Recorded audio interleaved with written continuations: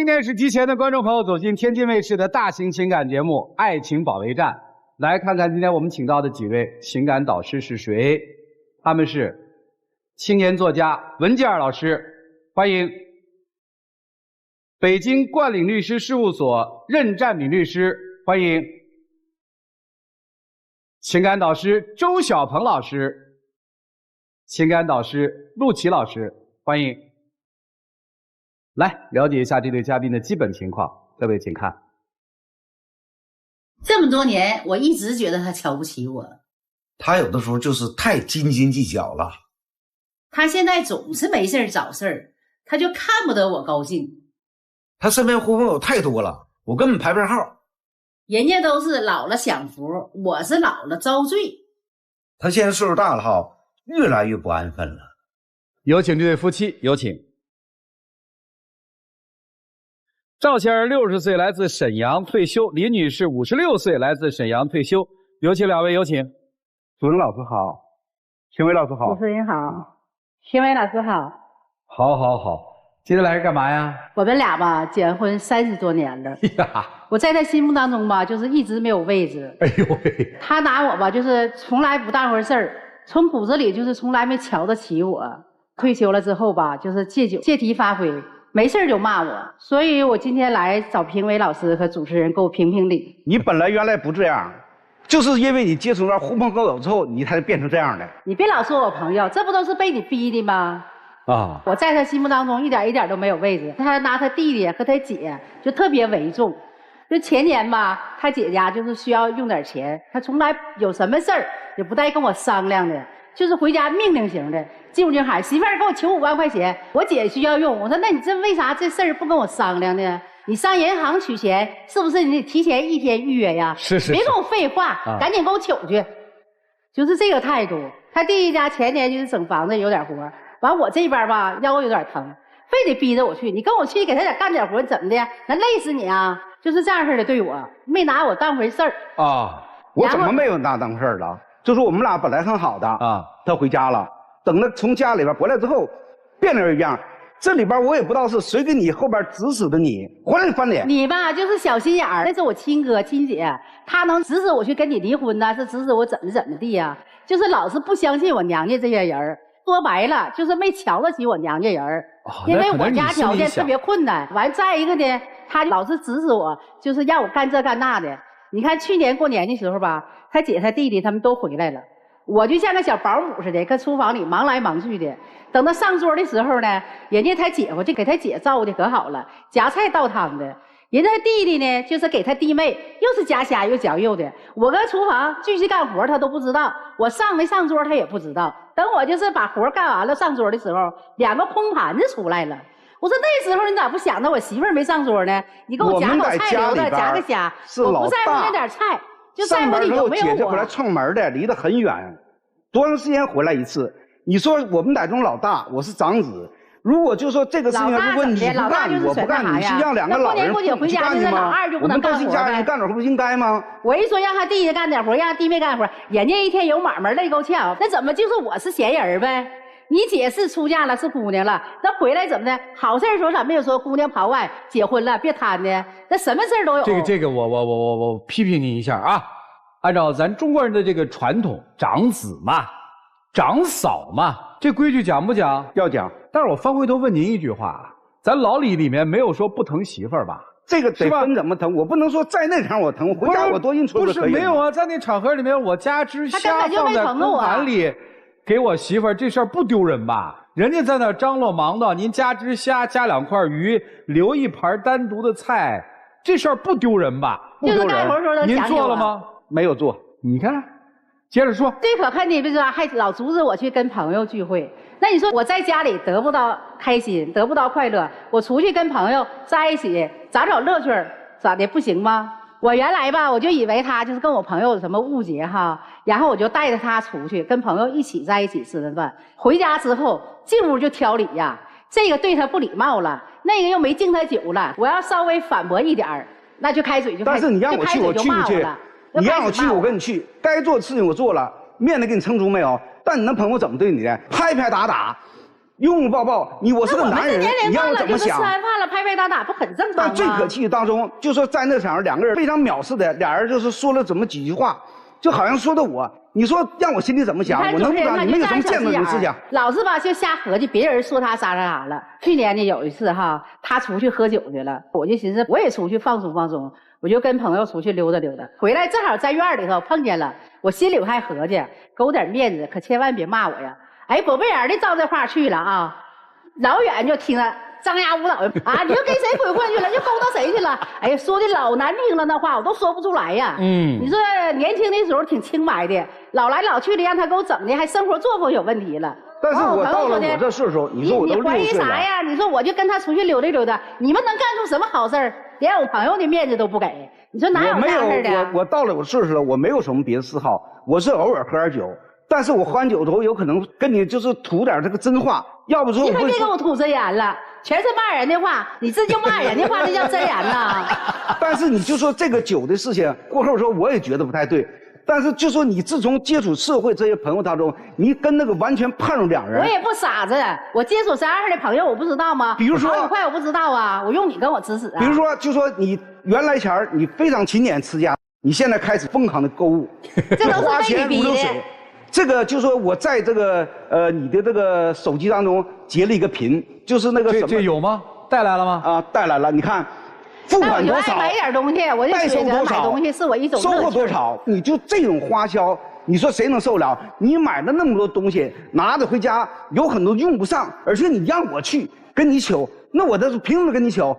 再者，你花了钱之后有什么意义？怎么没有意义啊？我买衣服穿我美，但你买东西没有用的，怎么没有意义啊？这属于网购最不可理解的。他戴了一个钻戒，我发现我说你这假的吗？他说假的啊，我就过去了。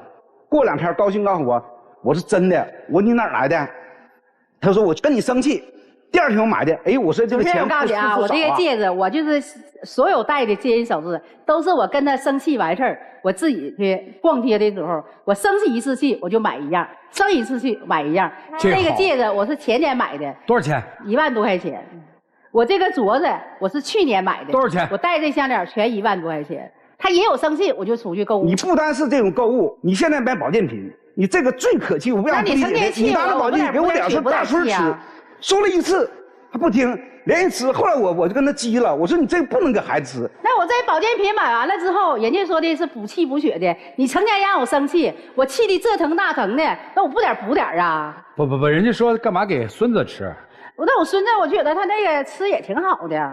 你那朋友中全是一种谬论，他给你就是一点好处没有，给你那我吃这玩意儿比你喝酒强啊！你都不知道主持人啊，我肯定不知道。前一段时间他出去喝酒去了，出去之后我说那我就搁家去干活吧，我就从上到下的该洗的该擦的我就全干完了，干了1天累够呛。完我家养个小狗。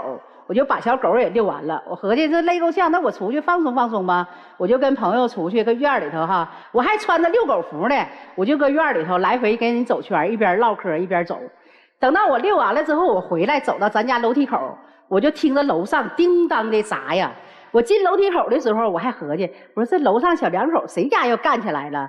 结果越走越不对劲儿，走到咱家门口的时候呢，我一听是咱家里头出来的声儿，他也没在家呀，还给我吓一跳。结果我一敞开门之后哈，我一看满地的玻璃碴子，进屋我就说：“我说你干啥？你这喝完酒了回来耍什么疯啊？你砸啥呀？”我一看砸的都是便宜搂手的，什么水杯呀，什么烟灰缸啊。我说你砸点狠的，你把房盖揭了，把电视砸了，你砸那便宜搂手的干啥呀？我说你又因为啥砸呀？跟谁来气了？你就回家砸家呀？我这喝酒，我可能借这酒之后一种发泄。但是为什么这么发泄这么郁闷？因为原来前之后你在1个月当中吧，你有个1次2次跟这帮朋友，我没有说什么。但是最近到什么时候呢？你1个星期3次，你有什么话可唠？有什么可必须得见面？你这干什么？谁家能这么受得了？能得到你的哄，我能开心能快乐，我能往上外头找朋友去吗？我不也是搁家憋屈吗？那你说我一天委委屈屈的，过了30多年了，我现在终于让你给骂醒了，我明白了。要依你的愿，你说让我搁家成天当驴当马的，指着我媳妇儿这么的，媳妇儿那么的。我现在终于让你给骂醒了，我想出去找快乐，找开心。我都已经快60人了，不行吗？成天这么骂我，我也没有骂你那个话呀，你都学不出来呀，就给你骂的呀，真的就无地自容。我如果我要是那样式的人也行，对，我认了。你说我还一直就是说的以家为主。您的意思是说我与其这样，我不如就变成那样的人。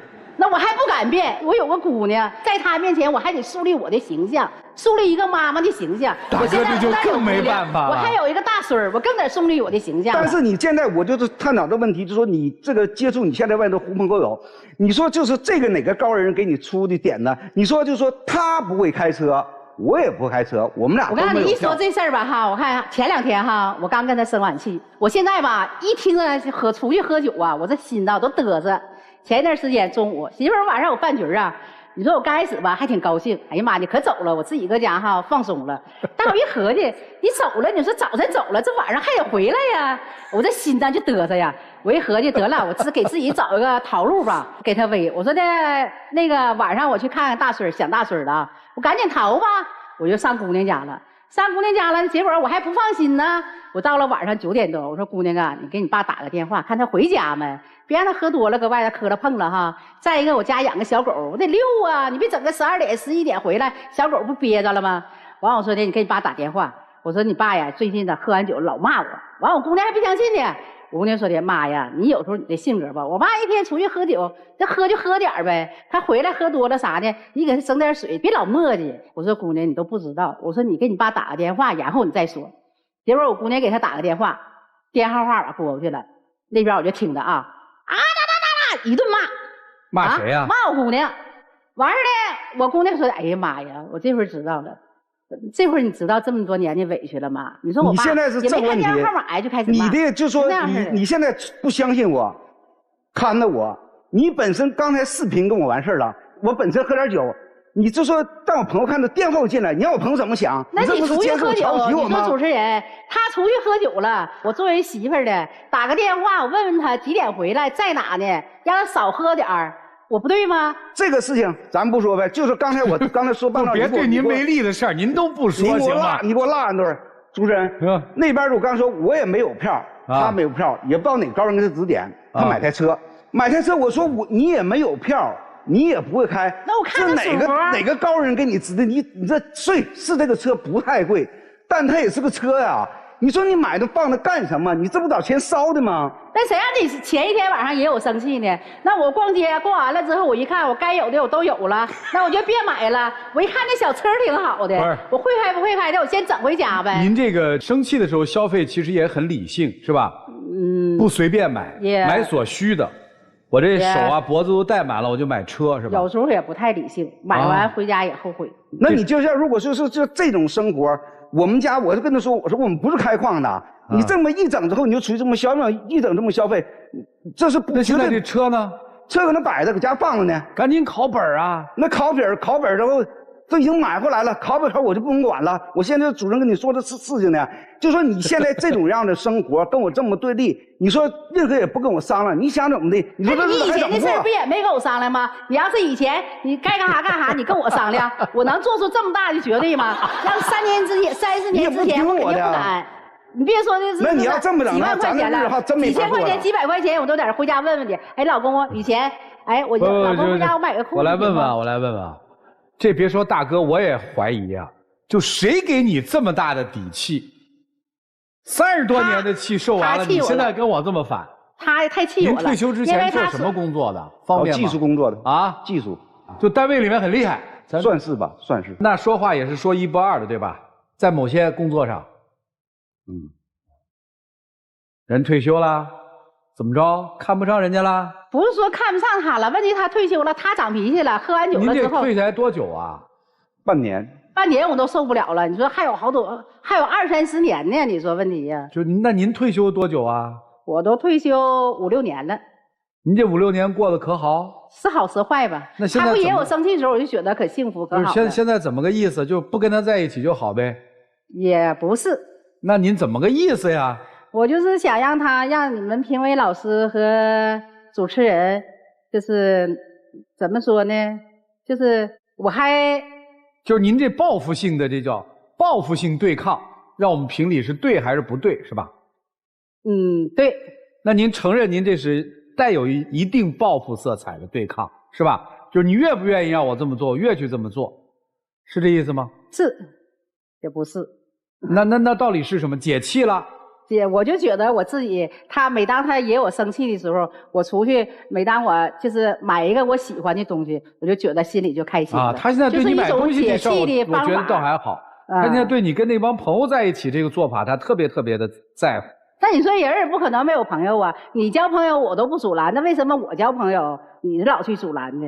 他就是从跟我结婚，就是没相中我的性格。没相中你的性格，他怎么会跟你结婚呢？谁知道他呢？你问他呀。对，大哥，我是一个男人，我有责任，我有担当。这是我就是针对对他一个回答。啥回答？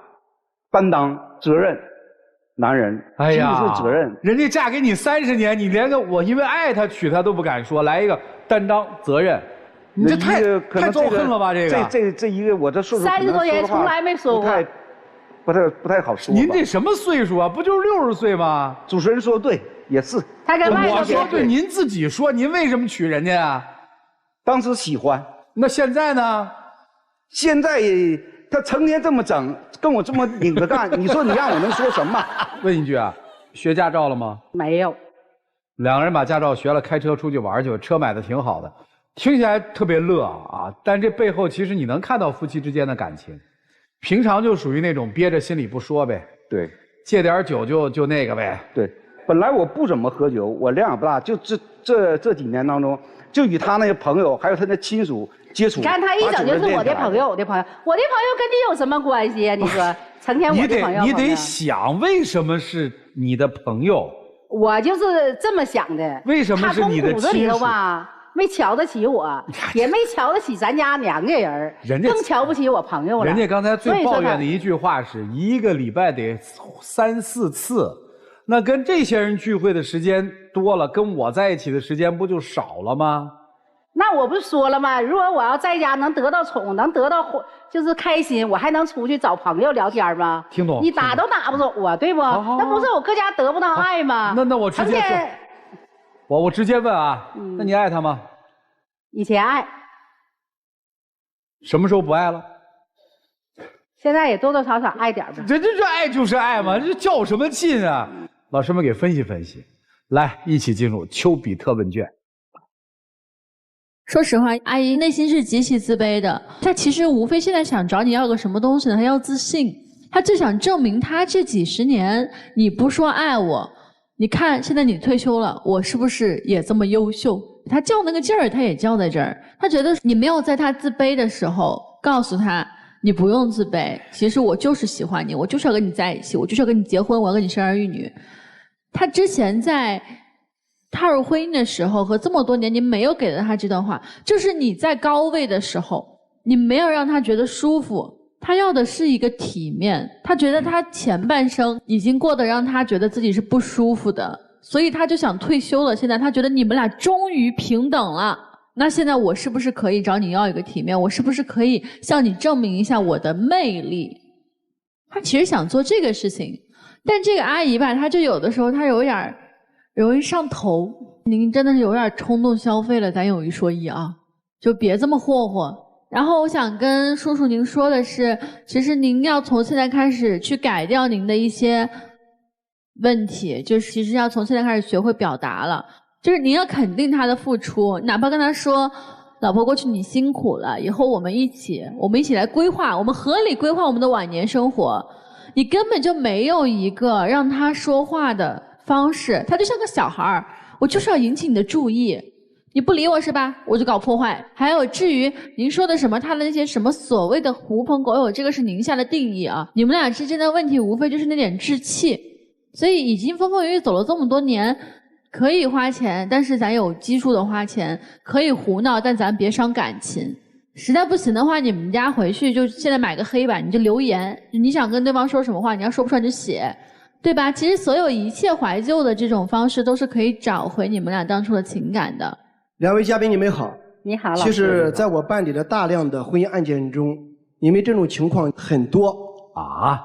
因为呢，你认为你在婚姻中没有得到尊重和关爱。是的。所以你干了2件事：第一，交朋友；第二，疯狂购物。因为你要找一种替代，来满足你在婚姻中得不到的尊重和关爱，获得暂时的快感和满足感。对。第二个，也是一种自我奖励。你不给我买，我自己买。对。我自我愉悦，我自我欣赏，我自我快乐。对，就是这想法。但这个事情你发现没有？一个转折点就是，这位领导从位置上退下来了。你现在可能敢和他去算账了，敢去对抗了。也不是，是他给我骂醒了。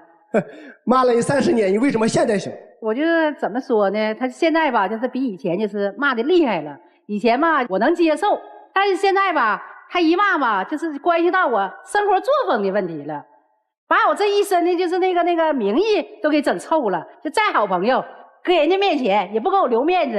要是这么的了，又弄人上哪鬼混去了，就老难听了，有些话我都说不出来。那么就是说，你的意思就是，先生的骂从量变达到了质变，而且内容呢涉及了你的作风问题，你受不了。对，就是不尊重的程度更深了。对吧？所以现在才导致你为什么要寻求一种平等和对抗？这是我跟女士说的。第二个，我跟先生说，这位先生一看，肯定是长期在单位做领导。我的建议是，主动放下身段，退下来了。咱们这个架子别端着了，主动沟通，不要再互相指责了，不要再倒旧账，而我们要翻新篇，面向未来吧。所以我觉得咱们还是第一，这边要抬高自己，这边我要放下身段，双方达到一个平衡，那你们的夫妻关系就和谐了，就美好了，就幸福了，就可以开着车一起去来一场说走就走的旅行了。好吧，我就谈这点。谢谢老师，谢谢任律师啊。我们有些观众也来电问哈，说怎么能够找到您啊？有一些法律问题还想向您咨询啊。观众朋友们，如果有法律方面的咨询，请关注北京冠岭律师事务所的微信公众号，我可以提供免费解答和咨询。其实大哥大姐无非就是不能适应退休过后2人世界的生活，你俩都适应不了。我先说大姐，您适应不了。因为你从来没有跟他24小时共处过，太难了。就这种领导一回家，直接没有办法，没有下属了，只能把您当下属，下属就得给他打下手，就是帮他把所有的事情安排张罗好。但您受不了啊，因为那不仅仅是说家里事儿了，而是在于大哥现在完全没有办法适应他退休过后突然没有工作了，失落感极强。当人一旦没有办法接受失落感，就焦躁了。你买东西。网络上我也刷到过很多视频，包括我自己其实也说过，就是有些时候心情不好，我们可以通过买东西的方式来让自己舒服一下。但后续该怎么做呢？买东西只是填补了一时的满足感，但是您知道，过度的买过后会带来强烈的失落感，因为你买是内心的空虚，内心的空虚不是物品带给你的，是这个人带给你的，因为他没有办法跟我2个甜言蜜语，没有办法跟我过很好的夫妻生活，我们2个人一说话就呛呛着，我很难受。您所有的失落是在他身上，但你买完东西过后呢，看着镯子，这就是上次跟老王生气的时候买的，这就是前不久跟他吵架的时候买的，对比完了以后你更难受。所以你要记好了有一点，如果真的有任何的需要，您不如跟他共同商量。就像你喜欢开车，我当时一听我说可以啊，大姐买车了，那说明人家有车呀，你要去开车也要出去玩，结果你来一句哎，我还没学驾照呢。你冲动完了以后制造了夫妻矛盾，所以并不是缓和。那其实对大哥来讲也是一样的，您知道所有想控制别人的人，其实是因为没有办法控制，是因为内心无力，你控制不了，所以你才极其想控制，你受不了，你抓不了，你没有办法去引导他，所以你才不停地去骂他说他。你说所有难听的话说到最后伤谁了？伤您自个儿了，因为那是您选择的一个爱人，跟您走了30多年，所以您所有伤的话在于您内心当中，您不知道怎么跟他过这个退休生活了，所以您难受，您骂他。所以我觉得不如你们今天想想接下来该怎么安排。我之前遇到过一个专门做老年大学的一个大姐，她说你知道吗，现在我们这儿很多老爷子老太太来书法跳舞，而且是2个人一起报班。他说我们现在到退休了，过的是精神层次，不再是物质层次了。精神层次的丰富比物质层次的丰富，要让我们的退休生活过得更舒服一些，而且这才是对于自己来讲更好的一种养生方式。所以仅供给2位你们去考虑一下。所以最后计划好你们的生活，才能减少矛盾。我跟你讲，你要感谢你太太，你知道为什么？她其实啊是在训练你。如果没有她的话，你的这个退休生活比现在要糟糕的多得多得多。你想啊，你突然之间从工作里面一下子退下来之后，如果没有你太太在旁边给你整那么多事儿，你会变成什么？你会变成一个人待在家里面很孤独，然后晚上就找个人去喝酒，喝完酒就到处骂人，骂天骂地，把所有人都骂跑了，然后最后又变得更加的孤独，然后觉得自己更加的没用，然后白天的时候浑浑噩噩。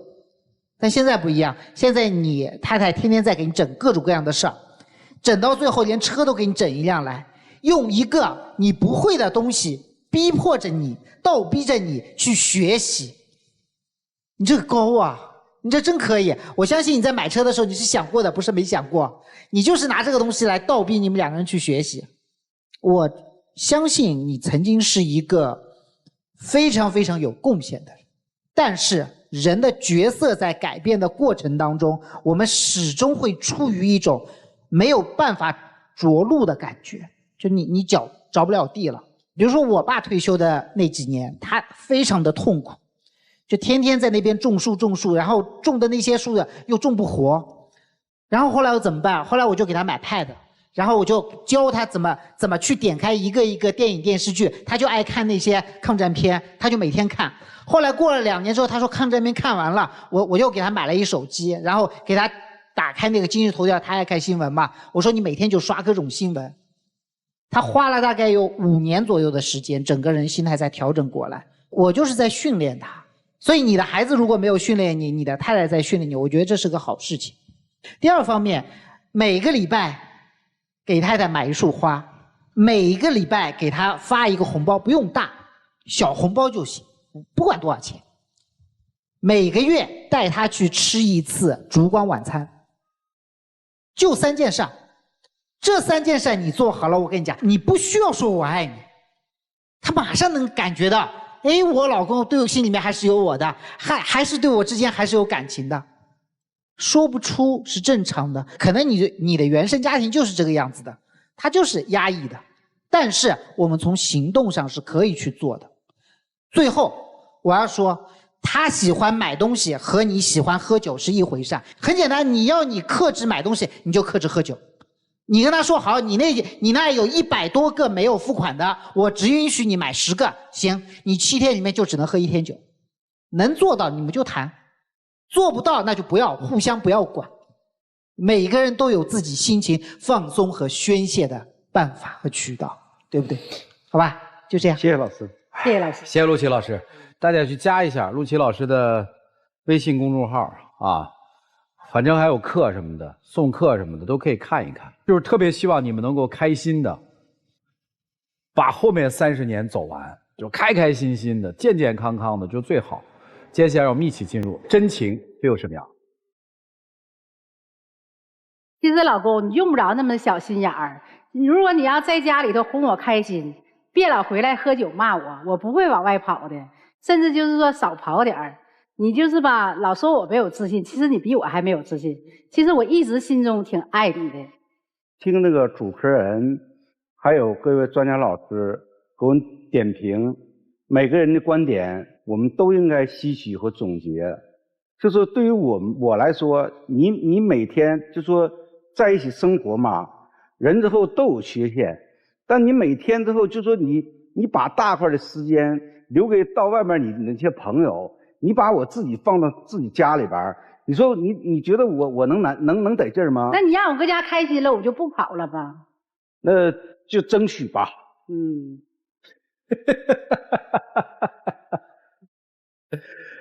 谢谢2位，请回，请回，请回，谢谢你们。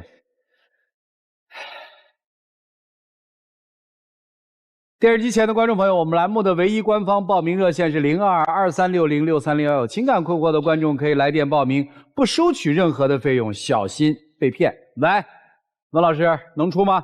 上出，肯定都会回来。来吧，接下来我们来看看他们自己的选择是怎样的，请开门。精彩节目稍后继续，精彩节目马上开始，请开门。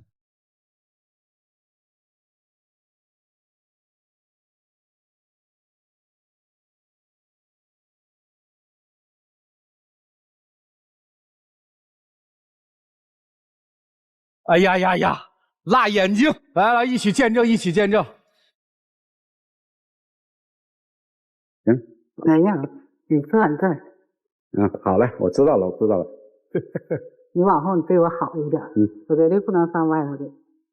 你别老阻拦我跟朋友在一起，然后呢，你少喝点酒，对你自己身体也有好处。好的，你少购物，少跟他们接触就可以了。对，我爱你，你爱我吗？好，爱你。真假！你会像老师说的那样似的，每个礼拜给我一次。你从来没送过我花。你今天回家能送我花？哎呀，回家说吧，听不下去了，请亮灯吧。哎呀呀呀呀！一个细节说明，在同龄人里面绝对属于生活特别幸福的，从来没有哪个说很急切的，从那儿一出来俩人就在那儿抱上了。哎呦我的妈呀！祝你们幸福啊！相信一定会幸福。谢谢你们，请回。谢谢老师，谢谢主持人。谢谢谢谢，请回请回请回。这老婆厉害啊！就30年搞定了，退休依然能搞定你，只不过方法不一样。好，祝他们幸福，相信他们会幸福。来了解下一对夫妻的基本情况，各位请看。我们结婚20年了，刚结婚的时候，我们的日子过得比较苦，我老婆对我不离不弃，我发誓这辈子要好好和她走下去。可现在我们的日子越过越好了，我们却不是一条心了。我觉得我们的婚姻现在面临很大的危机，我真的很希望通过这个节目可以挽救我们的婚姻。这是要拯救20多年的婚姻是吗？让我们有请这对夫妻，有请。男嘉宾靳先生46岁，来自山东，婚礼主持；女嘉宾张女士43岁，来自山东歌曲。有请两位，有请。是好，好，主持老师好。这咋了呀？婚姻遇上问题了。啥问题啊？本来是感觉很幸福、很稳定的婚姻，就是感觉吧，感情越来越淡了。我们之间呢出现了隔阂，前所未有的危机。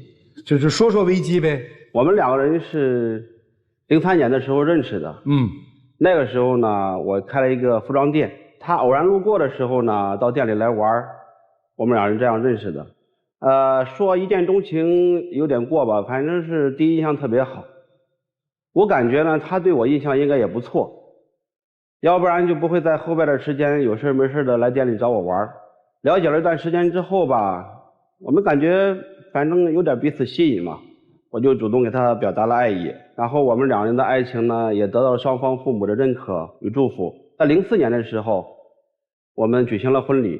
这一路走过来，从当初的一无所有到现在的小有成就，然后我们也是有房有车，然后有3个可爱的姑娘。老大已经是16岁了，现在上高1，老二呢13岁，上初2，老3比较小，5周岁，上中班。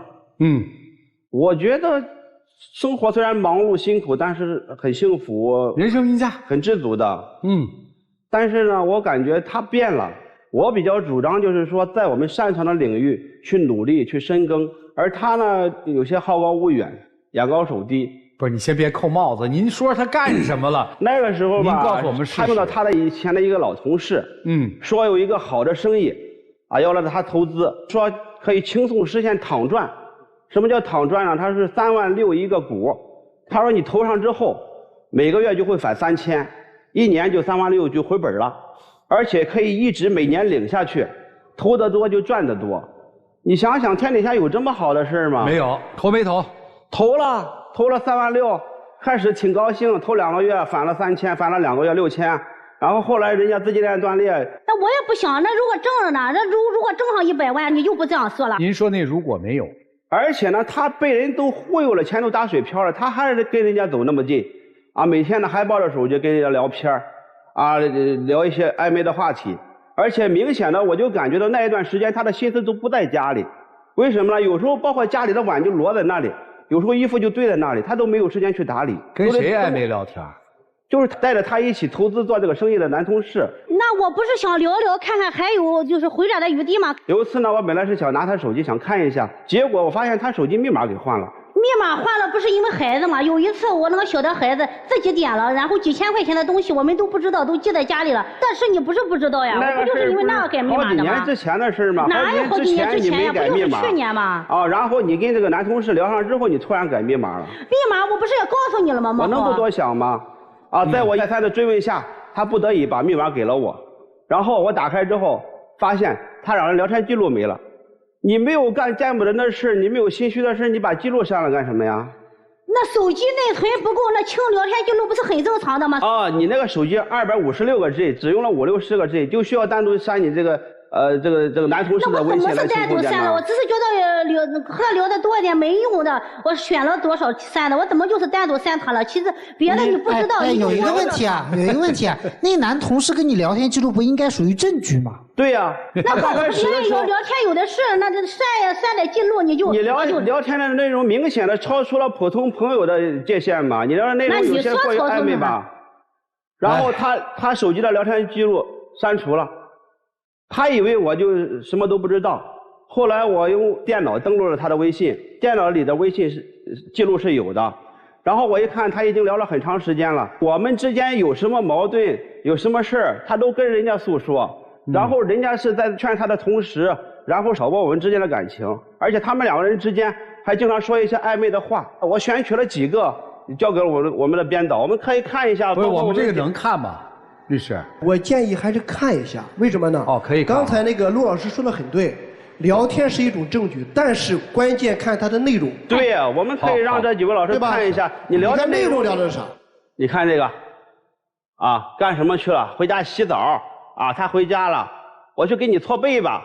啊，事业到家了，准备洗澡。哦，普通的男女之间孤男寡女，你能去给人家洗澡吗？给人家搓背吗？你看这个，啊，怎么啦？啊，洗完了干什么？等你，洗完了等你干什么呀？这不就开个玩笑吗？你们看表情吗？你开个玩笑，你聊的也太没有边界感了吧？你知道看到这些信息的时候，我心里是怎么感觉吗？我当时感觉天都塌了。虽然是我知道你肯定是没有实质性的东西，但是你聊的这些内容明摆着是有分线的倾向嘛。而且当时我看到的时候，他的每一条短信，我都感觉像是刀子在一刀一刀在我的心上割这种感觉。而且当时的时候吧，我轰然的一下子就感觉我的婚姻面临到了危机，而且我都不相信这种事能发生在我身上。那你当时还打了我2巴掌，你都不说了，你再怎么你不能打人吧？我当时看到了之后，我第一时间我是先做了我自我的反思，肯定是有不足的地方，才让他去从我们婚姻以外去寻找温暖。我那个时候我第一时间，我觉得你这反应不正常，兄弟。我当时考虑过，我当时如果是直接跟他大吵，所以这件事情在你心里压根就没过去是吧？你觉得这件事情对你刺激大吗？非常大。这件事情前后经历了多久算解决掉了？半个月的时间吧。然后我发现之后吧，我刚开始的时候没有点破他，因为我知道他是特别爱面子的人。我当时就强忍着痛苦，我开始跟他旁敲侧击，我说我们一路走过来不容易，我也呢非常珍惜这个家，我这么多年我也是全心全意扑在这个家上。我希望他能够感觉到那个时候能够对这个家重视，能够跟人家撇清关系或者减少暧昧。接下来换来的是他并没有，还是继续变本加厉，然后继续跟人诉苦哪个地方做的怎么样。所以在这个过程里面，他的微信你是一直在监看的是吗？对，我在看着他，我等着他回头，但是我没有等着他回头，我没办法了，最后我只能跟他挑明了，结果他是咄咄逼人，死不承认，所以当时在气头上我没忍住，扇了他2个巴掌。我也知道不管怎么说，反正我动手是不对，但是我后来回忆起来，明显的感觉他跟以前不一样了。你包括这个教育孩子方面等等，教育孩子方面呢，我一直主张就是说，孩子是一张白纸，父母是孩子的继任老师，我们应该给孩子一个好的规划、好的引导。而他做的呢，就是说，孩子不管是对错，只要是孩子要求、孩子撒娇，我就一味的纵容他。那我不是他亲妈呀，不管对错，我就害孩子呀。都是老大老二，你像都是叛逆期的孩子，我能管得了呀？那肯定都是，你是他亲妈，我也是他亲爸呀。这个跟他那个男同事没什么关系，对吧？有关系啊。关系在哪儿呢？我们两个教育孩子身上的一些分歧，他就跟人家诉说，然后人家站在他的角度跟他在那挑火，然后他就跟我对着干。这是你想的，天天教育孩子，你说都是两个大的都是叛逆期的孩子，你上来就吼，不中用就开始上手。你的一些教育理念只能会害了孩子。我们邻居都说，你这么大的孩子不能打，他不是说是那个就是几岁孩子，你像我教育孩子从来也没有说上来就上手，我教育孩子，我第一，我承认打过。但是打的不是很多，他的行为是错误的，我在苦口婆心的跟他分析，我说你这个事不对，他还不听，最后我给他适当的一个惩戒，是在保证他安全和健康的前提下。你到底怎么打？用手打过屁股，反正是。你不是还打他头吗？但是你也不能那样一味的纵容孩子吧，是不是？他纵容孩子什么了？比方说，孩子喜欢玩手机，熬夜。我说这个东西呢，你可能沉迷网络、沉迷游戏，可能会害了孩子。我那时候给孩子定了一个规矩，我说你到家之后9点之前写完作业，你做30个俯卧撑、30个仰卧起坐、30个蹲起，你能获得30分钟的时间。锻炼不是他应该可以自己喜欢的吗？还有其他方式他自己喜欢，但是你要是没有他喜欢的。所以你看啊，我没跟您抬杠的意思，我的意思是每个人对这套东西都有一个自我认知。我们在这儿不讨论这些自我认知，对，咱们今天主要说的是你们夫妻之间的事儿。我们夫妻之间就是这个事儿跟人家那个男同事没有关系吧？有关系。然后我教育孩子，他就跟人家诉苦，然后人家就指责我嘛，他就跟我对着干嘛。好，教育的问题我们听明白了。您还有什么委屈？还有孩子喜欢吃垃圾食品，喝奶茶、麻辣烫，这个吃汉堡。老师，你说现在的00后，你说他又不吃那些东西的吗？你说我说的有吗？都是17、18的、14、15的孩子，他自己就从那个上就点了。你说我能说这，就说我管着孩子吃垃圾食品、喝奶茶、咱说实在话，孩子喜欢吃，偶尔吃一次也无所谓。但是他天长日久就拿个当主餐，时间长了身体不出问题吗？这个好像跟那个也没什么关系。都有，所有这些事儿他都跟人家倾诉，人家就在里边，表面上像是在劝他，实际上是在那之前让他落到这事都头都大了，天天就说这些事。我现在听明白了，你跟你的夫人在教育孩子的问题上，实际是有着巨大的分歧的，对吧？对，你把这个分歧归结为你的夫人跟他那个男同事，因为有了你认为的一些关系，所以所带来的。对，我就感觉他在从中有挑拨。我们明白了，孩子这个事儿咱就过，还有别的吗？还有什么？你看我们现在都40多了，年轻的时候咱们一无所有，没办法，咱现在也算小有成就了，而且呢，咱身体已经开始走下坡路了。咱现在是不是应该把这个健康，是吧，养生提上日程？而且最近几次体检也都查出问题，你也明显能看得到，我们2个人体重都超标，他血压有点高，我血脂有点高。我说咱现在是不是饮食应该控制一下？我说这个也没错呀。然后我还精心的给他做了一个食谱，咱至少得有所节制吧。是啊，你是做了这个啥？然后呢，我一个是觉着少油无盐，确实吃不得下去；再一个是孩子吃什么，我就随着孩子吃了。你说，你吃了以后，他就嫌我给你做的食谱啊，你不吃，怎么了？就这样说。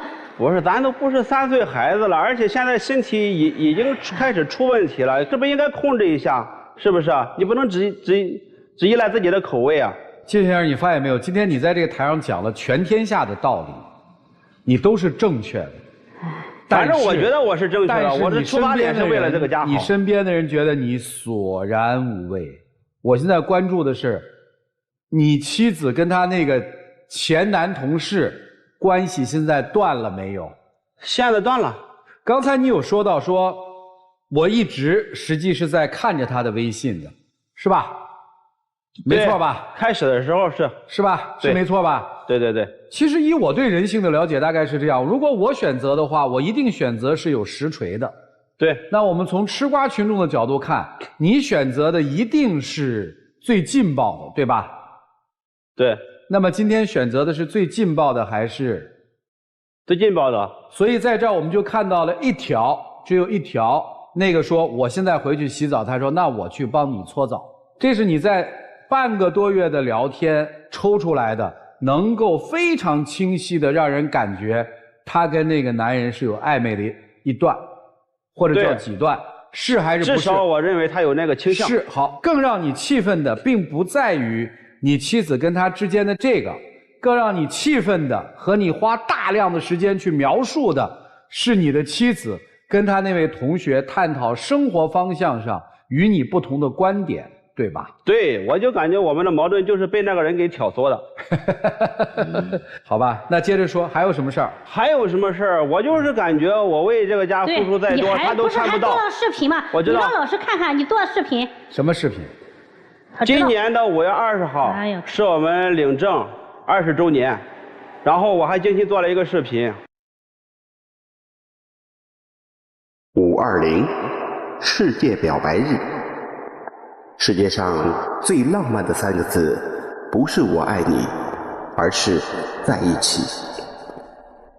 偶然间发现，当年我们结婚登记日期刚好是520，而那一天刚好又是媳妇的生日，一切仿佛是冥冥之中的命中注定。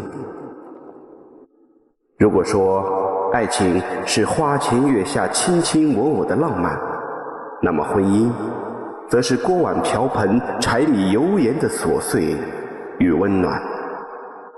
感恩一路有你。我就感觉至少我是用心了。我本来做的这个视频发到朋友圈，很多人都会被我们的这个恩爱所感动。没有吧？我以为他看到之后，我以为他你这个有人感动吗？有人，反正有人说过。你感动没感动我不知道啊。但是我不好意思啊，秉承了你今天在台上一贯的说话风格，你这条讲道理的片子，你没有让我们看到你跟你妻子有多恩爱。我是希望我没被感动、啊，通过这个我当时期许满满，能够唤起我们一路走过来的，让他你讲道理怎么想起一路走过来的美好，能够懂得感觉到我的用心，能够珍惜我们这个家。不是你也踏踏实实跟你过日子了吗？那个时候不是还没出现那个同学呢吗？对不对？对呀、但是我就感觉他现在他咋了？我们这段时间我们之间出了隔阂，我就感觉他现在还没有完全把心收回来。所以今天两位来到底是干嘛？我感觉是面对到了前所未有的危机。我本来是你的危机是来自于有人不听话了，你接受不了这个。也有这方面的原因吧。你不能天天就讲这些讲这些，你谁时间长了，我就想心也会累也会烦是吧？我想问一下，我又不是很爱表达的那种。还有咱嘉宾老师，我这里边所有我提出的这些，难道就一点对的都没有吗？咱跑题了，兄弟。可能我不对啊，我一直觉得一个正常男人或者一个正常夫妻之间，当出现这种事儿的时候，他的所有情绪应该是在这个情绪点上。他有没有背叛我？他有没有背叛我？面对他的背叛，我应该怎么办？而我发现你采取的是，第一是理性、理智，第二采取的挺可怕的方式。我开始用我的方式监控你，我还不告诉你。不是，我没你想象的有那么有心机。我当时想的是什么呢？不是我想象，我是想出来的心机。你是把事儿都做完了。不是，你说我有心机，你告诉我你今天来到底是干嘛的？你是真想挽救吗？我来，我肯定是真想挽救。确定？我确定。好，您今天来是干嘛？本来不想来，他非让我来，然后不解决这个事情，就好像过不下去了。还想跟他过，对吧？也没说是想着不和他过，但是呢，他天天这样，我也有点受不了。他就是这段时间才这样，因为你出了这个事儿，还是20年的婚姻一直是这样的。以前也这样，这几年更厉害了。明白了，你们听听老师们给你们一些建议，看看该怎么做，好不好？让我们一起进入丘比特问卷。这位先生，就是您对于女儿的教育是绝对失败的。无论如何，你不能去打一个女孩。第二点就是，你很喜欢上纲上线，你知道吗？你总喜欢搞一个道德的一个戒尺，随时要落到任何人的头上，然后你就要去鞭策他。那么第三点，你的自信不是天天去看你老婆的手机。当然，从道德上来说，你这样确实是不对的啊，只是他没有抓住你实质性的事情。你如果还是过去的认知，现在的这样的环境，现在的状态的话，说实话，您可能很难挽回这段婚姻，或者说想要在未来的婚姻生活中过得幸福，因为事情已经发生了。木已成舟的情况之下，你让我们抹掉所有人的记忆是不可能的。我们抹不掉你的记忆，也抹不掉您夫人的记忆。我只能告诉你，接下来你应该怎么去走。接下来你们应该一起，哪怕我觉得是去找老师也好，找心理咨询师也好，两个事情，一个是关于孩子的教育，一个就是关于你们夫妻的信任问题。就这两个问题一定要去解决，而且不要混为一谈。女士呢一直说了，我记得你说了2到3遍，叫开玩笑，这个观点我不认可。为什么？世界上就没有玩笑，因为任何的玩笑里面都有真的成分。你所谓的玩笑，其实你根本说服不了你丈夫。你要爱你丈夫，你就深爱；你要不爱，就彻底说清楚，不要搞那种暧昧，包括言语的暧昧。因为暧昧害人害己。然后是靳先生，控制欲极强的人的特点很多，但是有2个比较明显的特点。第一，往往不会承认自己的错误，而且你喜欢用强词夺理的方式为自己辩护，并且用自己的标准去说服别人，这第一个特点。第二个特点是你不信任别人。这种不信任呢，它不是无源之水、无本之木，它是基于过去的被欺骗呀，某一件事情触动了你了，所以你产生了不信任别人。千万不要翻旧账，翻旧账就相当于揭伤疤，一揭伤疤都疼啊，一疼就吵啊。我觉得你老婆她要投资啊，就让她投资，只要这个钱是可控的，人教人是教不会的，事教人一次就够了。你看你老婆现在不是不投资了吗？就让他吃点亏，不挺好的吗？我觉得就你们俩之间问题，出现这些纠纷，我觉得问题80%到90%在你这里。你适当放权，你别把什么都攥到自己手里，你太累了，真的。好，谢谢任律师啊。想更多了解任律师的观众啊，现在有一个非常方便的一个途径，就是去关注北京冠领律师事务所的微信公众号。您有法律方面的问题，就可以去咨询了。我最近特别喜欢看一部电视剧《凡人歌》，然后《凡人歌》里边有一对夫妻，跟你们年龄差不多大，腊尾夫妻，中年危机，2个人都失业了，妻子是2个孩子的母亲，全职太太很多年没有工作，所以去找工作，从以前月收入2万多，到现在找一个月收入6000的还会被欺负。但是他们2个有一个最好的地方，彼此一直在互相的加油打气，从来不说泄气的话，从来不埋怨对方，只是加油鼓劲。所以我会觉得，即便他们最后很辛苦，但他们最终能够获得他们想要的生活甜蜜，就在于此。所以我觉得，纵观你们2个人，为什么你觉得很苦很累？为什么你也觉得家里边没有一丝的温暖？因为你们都不愿意给温暖给这个家呀。我觉得有一点，我特别想跟先生说，那投资真的是他一个人的问题吗？一定是您默许了，你可能阻拦了，你说哎呀不合适吧，但是在他的要求下，你也就默许了。所以没有你的默许，他不敢拿钱去投的。因为其实你们2个都想要这个家变得更有钱，希望这个家有钱是共同的决策，但不小心失败了。因为他刚才有一句话，他说2个月收益都很高的时候，其实我能想象他收益他一定会跟你讲，你那会儿一定觉得还很开心，但是你没想到失败了。可是人都不喜欢把失败归在自己身上，于是你得找一个背锅侠嘛，他不就背锅侠吗？但是夫妻不就是该共担责吗？真正能够担大事的男人，就是在责任出现的时候会跟自己的家人说，没事儿，有我在呢。同样，我倒不说你行为一定出现越轨行为，但至少你行为跑偏以后，你对这个家的投入就没那么多了，彼此心生埋怨，这个家肯定没温暖。所以我会觉得你们2个现在最大的是你们思想不统一了，你们各自都有外心了。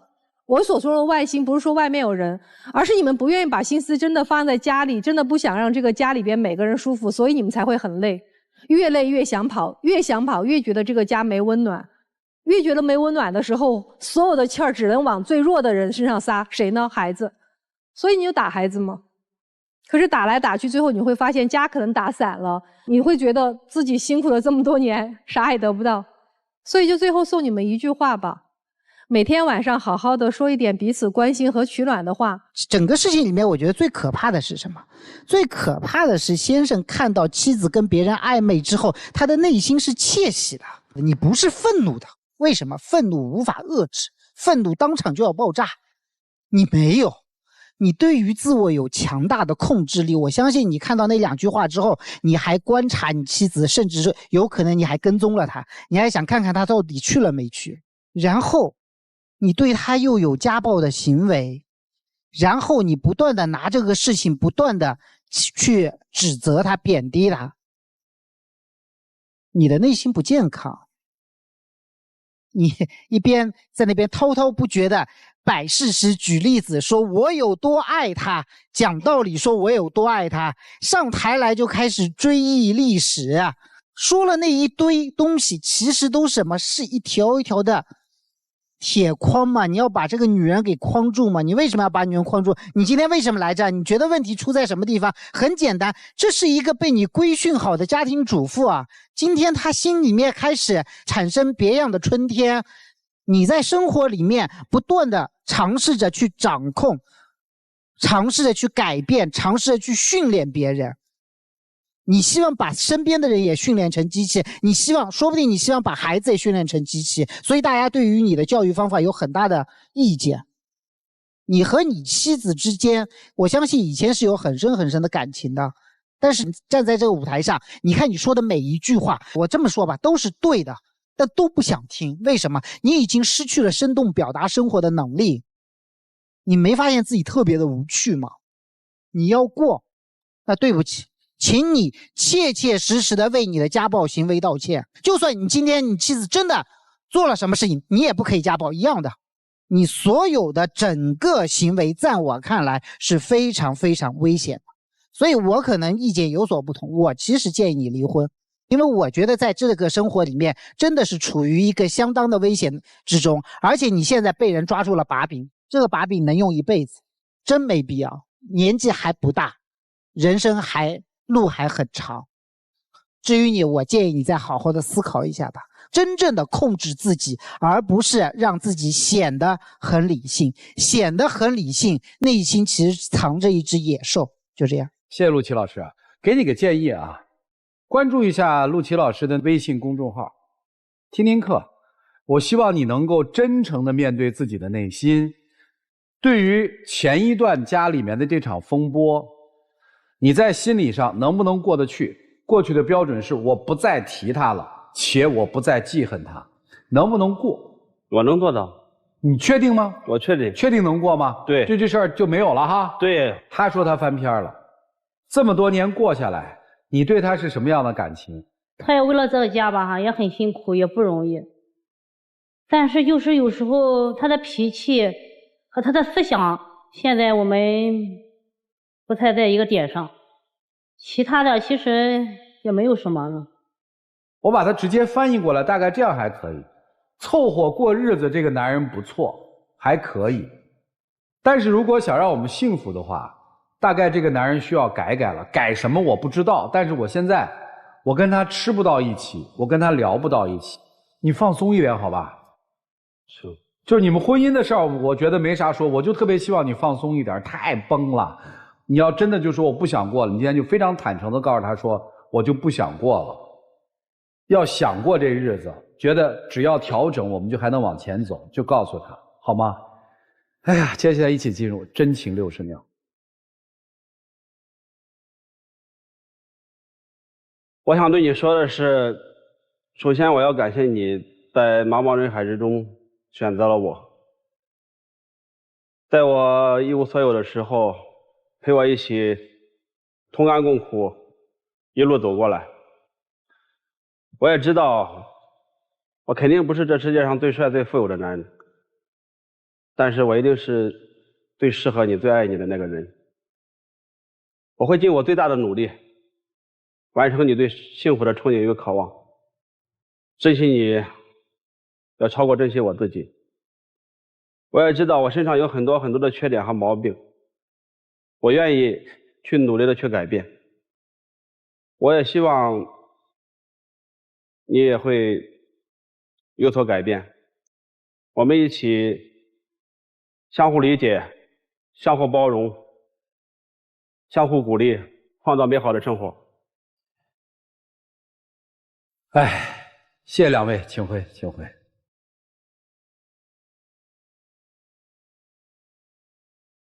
来吧，文老师。双出。我认为男女嘉宾都会回来。双出。我真心的觉得妻子最好是不要出来。我就在想啊，他老婆要的是什么？他老婆要的是我赔了那3万块钱的时候，他拉着他的手说：“老婆没事儿。”哎，当时也怪我没拉住你，我拉住你就好了。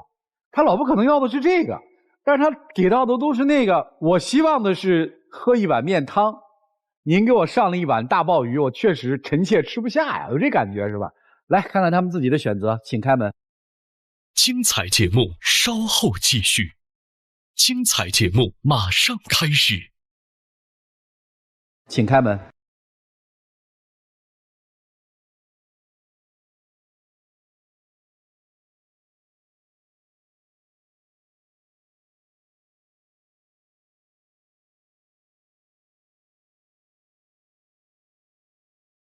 得嘞，我们一起见证属于这对夫妻的浪漫时刻。各位，请见证。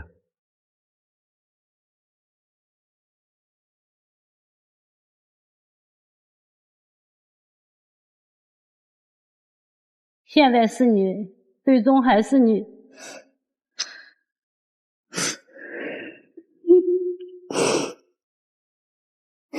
我想对你说，你还有孩子，还有这个家，在我心里是最重最重的。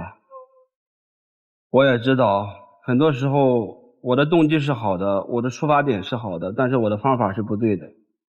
可能我的一些好意，在你那里会成为一种束缚和压力。今天在这里，我最大的收获就是通过各位老师的点评和指导，我真正认识到自己错误的所在。我今后会尊重你的选择和爱好，开心就好。我们一起把这个家好好经营下去。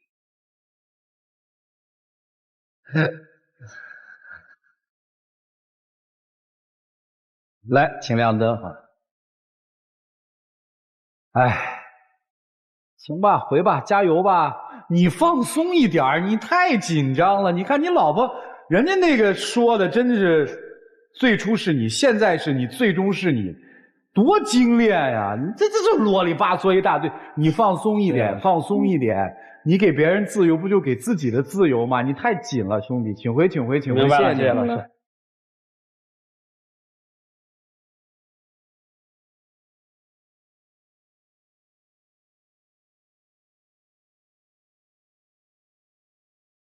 行吧，翻过这道坎儿，希望他们幸福吧。精彩节目稍后继续，精彩节目马上开始。让我们再一次谢谢4位老师跟我们做的精彩的分享，同时也感谢电视机前观众朋友的收看和陪伴。我们下期节目再见，谢谢大家。